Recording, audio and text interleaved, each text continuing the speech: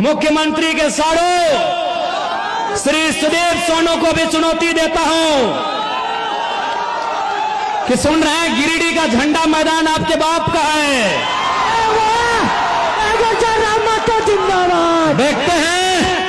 देखते हैं सोनू जी, वो झंडा मैदान कब तक आपके बाप का रहता है। आज आप हमारी आलोचना कर सकते हैं, आप हमारा तिरस्कार कर सकते हैं, आप हमसे नफरत, हमारे लिए ईर्ष्या रख सकते हैं, लेकिन सच्चाई स्वीकार कीजिए, 24 सालों के झारखंड में पहली बार कोई लड़का आया है जो अपने दम पे, अपनी प्रतिभा की बदौलत राज्य का चेहरा बना है। कल्पना सोरेन इसलिए चेहरा बनी कि मुख्यमंत्री की अर्धांगिनी है।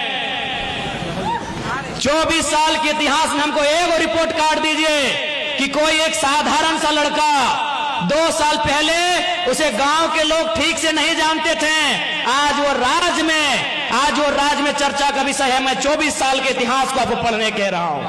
एक बार एक इतिहास हमको बताइए। आज बहुत सारे लोग कहते हैं, अरे इस राज्य में रोज आंदोलन हो रहा है, कभी राजभवन के सामने हो रहा है, कभी मुख्यमंत्री के आवास में हो रहा है, कभी डीसी कार्यालय के सामने हो रहा है, कभी विधानसभा के सामने हो रहा है।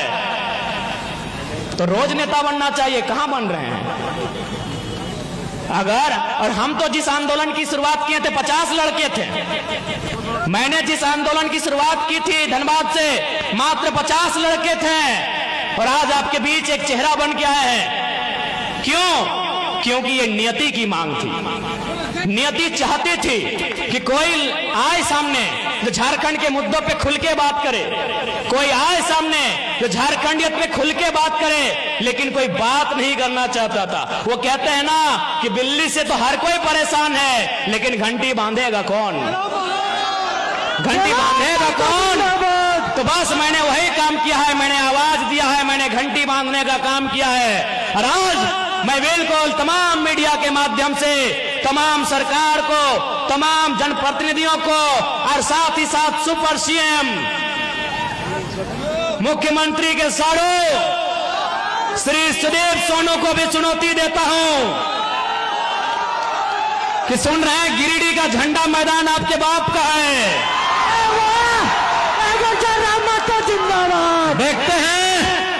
देखते हैं सोनू जी, वो झंडा मैदान कब तक आपके बाप का रहता है। बड़ा दुर्भाग्य, एक लोकतांत्रिक देश में हम लोग 2 साल से झंडा मैदान में सभा करने की बात कर रहे हैं। पता नहीं जिला प्रशासन भी मौन क्यों हो जाती है, जिला प्रशासन भी अंतिम समय निर्णय क्यों बदल देती है। तो ये ठीक है सोनू जी, अभी समय आपका है, लेकिन याद रखिएगा कि आप जो घमंड कर रहे हैं अपने पद का और मुख्यमंत्री से आपके परिचय का, ये ज्यादा दिन नहीं टिकेगा।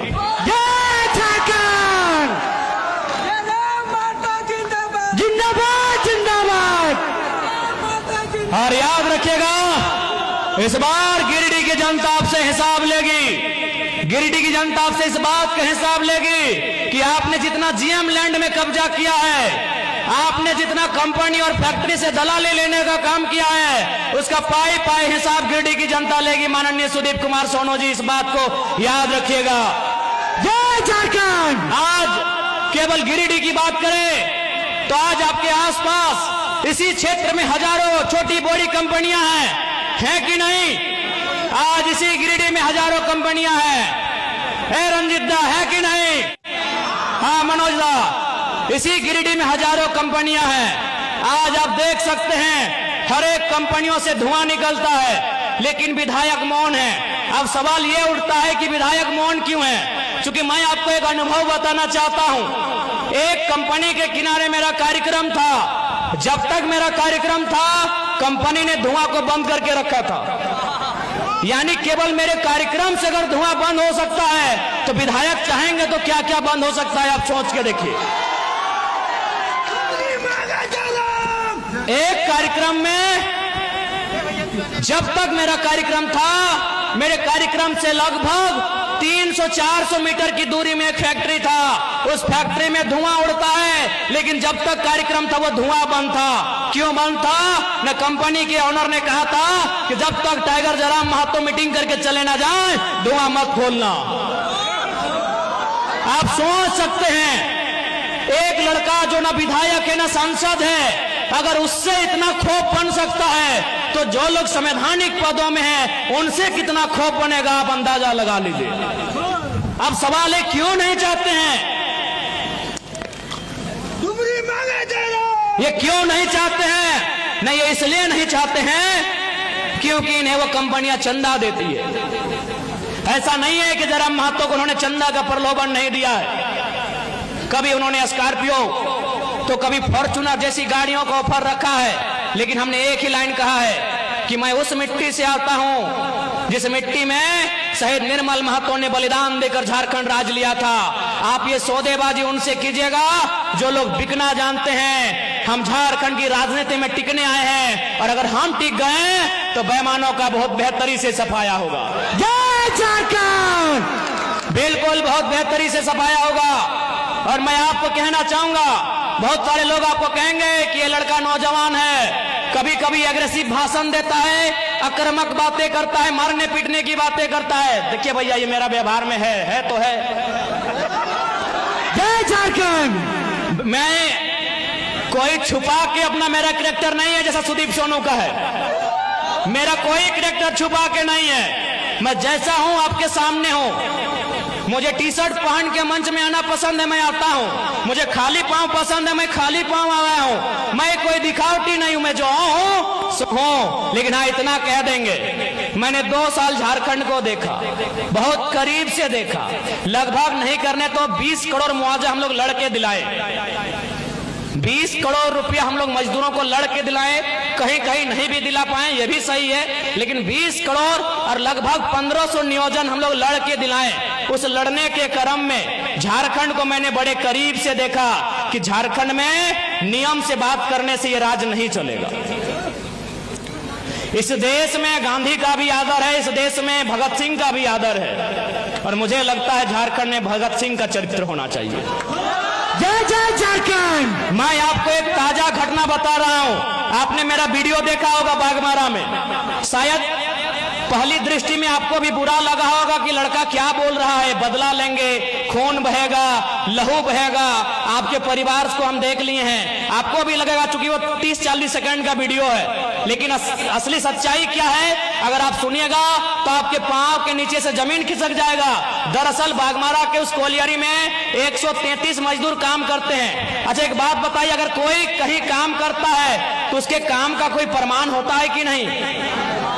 चूंकि वो कोलियरी में काम करते हैं, यानी बीसीसीएल के अधीन काम करते हैं, लेकिन चूंकि बीसीसीएल ने टेंडर दे दिया है, तो टेंडर दे दिया है तो टेंडर वाली कंपनी का जिम्मा होना चाहिए। लेकिन उस मीटिंग में आप सुन रहे होंगे, टेंडर वाली कंपनी भी बोल रही है कि वर्कर मेरे नहीं है, बीसीसीएल भी बोल रही है ये वर्कर मेरे नहीं है, जबकि उनको पेमेंट भी मिल रहा है, 5600 मिल रहा है, किसी को 6200 मिल रहा है, किसी को 8000 मिल रहा है। तो मैंने वही सवाल किया कि भाई इनको 8000 पेमेंट दे कौन रहा है? इनको 8000 पेमेंट दे कौन रहा है? ये बीसीसीएल के वर्कर नहीं है, ये आउटसोर्सिंग कंपनी के वर्कर नहीं है, तो इनको पेमेंट दे कौन रहा है?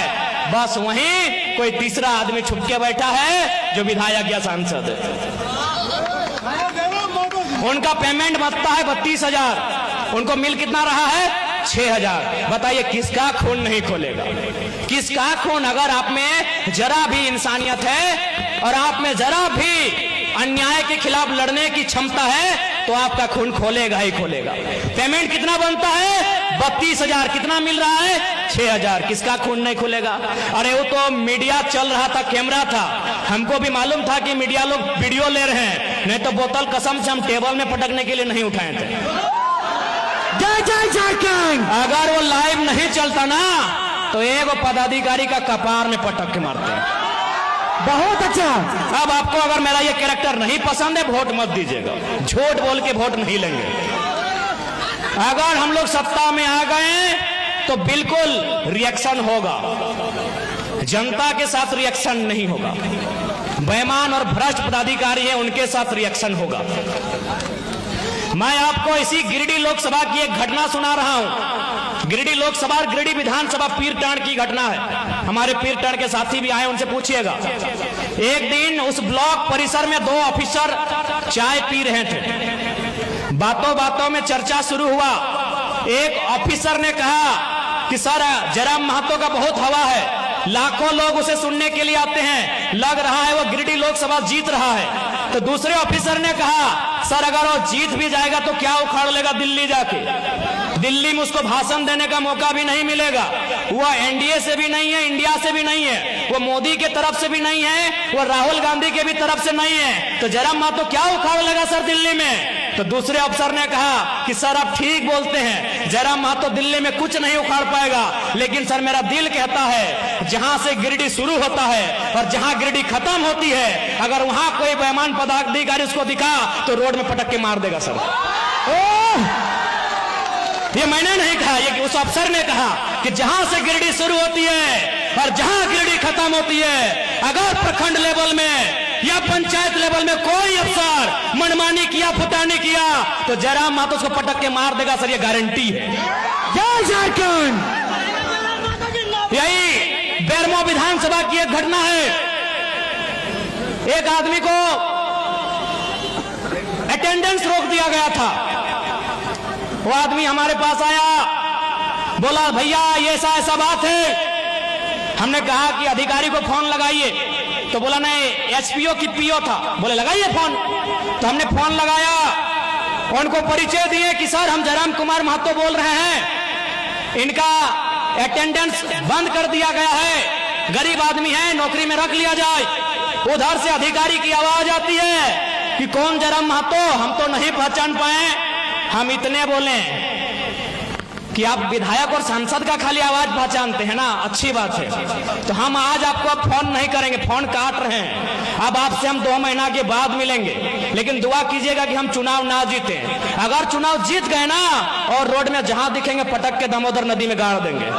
जय झारखंड। विश्वास कीजिए 10 सेकंड के बाद उस अधिकारी ने कहा कि जयराम बाबू बोलिए क्या काम है। 10 सेकंड में 10 सेकंड में उस अधिकारी ने कहा कि जयराम बाबू बोलिए क्या काम है। हमने कहा काम हो गया है, रख लीजिएगा इसको।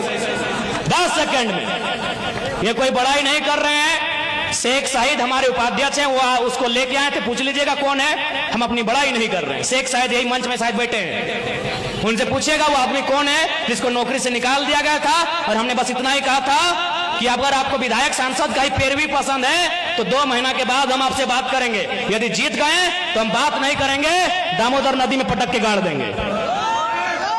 इसका मतलब क्या है समझें कि नॉन मैट्रिक मंत्री बनाएगा तो क्या होगा, चोर गुंडा लोग को विधायक बनाएगा तो क्या होगा।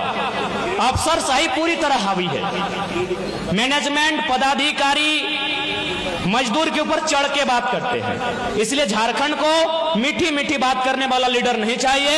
यदि आपको लगता है मीठी मीठी बातों से झारखंड का काम हो जाएगा तो हमें मत चुनिएगा, हमें मीठा मीठा बात करने नहीं आता है। हमें मीठा मीठा बात कल्पना भाभी की तरह मीठा मीठा बात करने नहीं आता है। उनको विरासत में राजनीति मिली है, ससुर जी और पति जी उनके मंत्री मुख्यमंत्री हैं, उनको विरासत में राजनीति मिली है, वो मीठा बात करेंगे। हमें मीठा बात करने नहीं आता है। गिरिडीह में है भाभी, प्रणाम, पहले प्रणाम स्वीकार कीजिए। और आपसे निवेदन होगा भाभी, ये लोग आपको वोट देंगे, आप विधायकी से इस्तीफा दे दीजिए। और इतना भी हम लोग बेवकूफ नहीं है, सुनने में आया है केवल आपको गांडे से विधायक बनाने में सरकार ने सिस्टम के साथ साथ 10 करोड़ रुपया फूंक दिया है। क्या बात करते हैं,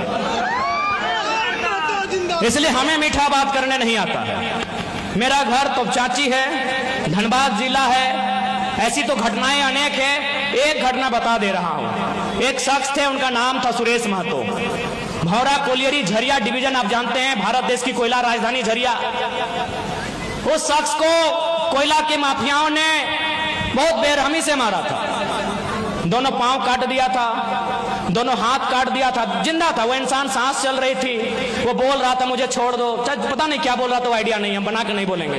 यानी लोग कहते हैं दोनों पांव काट दिया गया था, दोनों हाथ काट दिया गया था, दोनों आंखें निकाल ली गई थी और फिर गर्दन काटा गया था और एक बोरा में भर के दामोदर नदी में विसर्जन किया गया था। तो मैं उस गांव के आसपास से आता हूँ, मैं उस जिले से आता हूँ, मैं उस कौम से आता हूँ, इसीलिए मुझे मीठा मीठा बोलना नहीं आता है।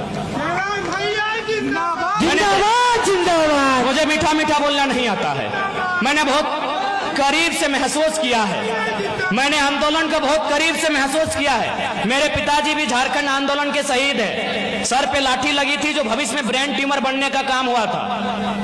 वह 1990 का दौर था, तो इसीलिए मुझे मीठा मीठा बोलने नहीं आता है। मैंने उन कहानियों को, किस्सों को सुना है कि हमारे पूर्वजों की लाशों को बोरे में भर दिया जाता था। हम जिंदा थे और हमारी आंखों को जिंदा शरीर से निकाल लिया जाता था। हम जिंदा होते थे, हमारे हाथ को, हमारे पांव को काट दिया जाता था। उसके बाद हमें तड़पाने के बाद हमारी गर्दन को काटा जाता था। इसीलिए मुझे मीठा मीठा बोलना नहीं आता है। वोट देना आपका अधिकार है, देना है या नहीं देना है आपको डिसाइड करना है, लेकिन झूठ बोल के हम वोट नहीं लेंगे। हमें मीठा मीठा बोलना नहीं आता है। मैंने सुरेश महतो, शक्तिनाथ महतो, मणिनाथ मंडल, नेपाल रवानी, रसिक हांसदा, सुदन महतो जैसे अनगिनत किस्सों को मैंने सुना है, जिनको बेरहमी से मारा गया है। मैं उसी कोयल अंचल से आता हूं। मुझे मीठा मीठा बोलना नहीं आता है। आपको पसंद लगे, मेरे विचार सशक्त लगे, मुझ में विजन दिखे, मुझ में लगे कि एक लीडर की काबिलियत है, वोट करना, नहीं लगे मत करना। फोर्सफुली मैं वोट मांगने नहीं आया हूं। जिंदाबाद जिंदाबाद। लेकिन हाँ, इतना तो वादा है, अगर गवर्नमेंट में आ गए तो बेईमान किसे कहते हैं एक बार दिखा देना, और उसके साथ करना क्या चाहिए बता देना, बराबर करेंगे, किसी को नहीं बख्शेंगे।